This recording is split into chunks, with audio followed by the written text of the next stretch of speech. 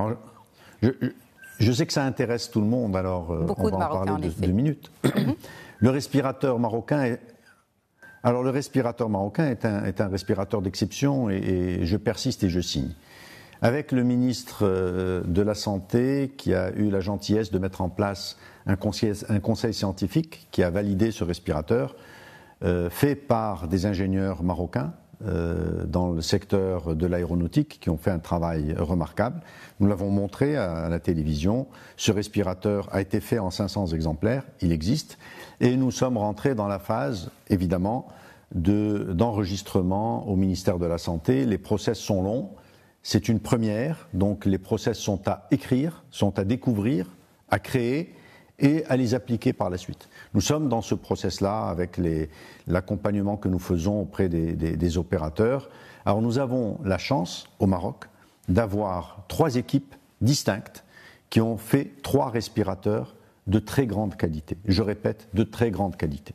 Nous avons fait des respirateurs avec des turbines que peu de pays sont capables de faire. Normalement, on travaille avec, vous savez, l'espèce d'enveloppe en caoutchouc qui fait que l'oxygène est injecté. Et là, nous avons une turbine. Un d'entre eux a été fait dans le monde aéronautique, donc une turbine de très haute qualité, très haute fiabilité.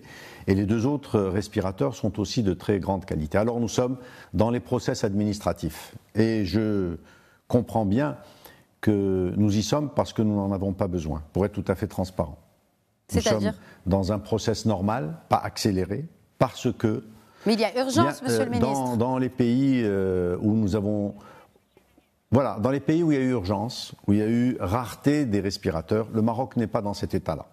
Nous avons une présence de respirateurs qui n'est pas utilisée. Le nombre de personnes intubées, ventilées est très faible, inférieur à 50, alors que nous avons plus de 1200 respirateurs disponibles. Donc l'urgence n'est pas là. Si l'urgence était là, ces respirateurs auraient été utilisés sans certification, comme tous les pays du monde l'ont fait. Ils ont travaillé avec des ventilateurs. Le premier qui a été fait par MIT et qui est en open source n'est pas un respirateur, n'est qu'un ventilateur, et pourtant il aide les patients à être soulagés. Donc nous sommes ravis de ne pas avoir à l'utiliser dans l'urgence et de prendre le process, de prendre tout le temps nécessaire par l'administration pour les certifier.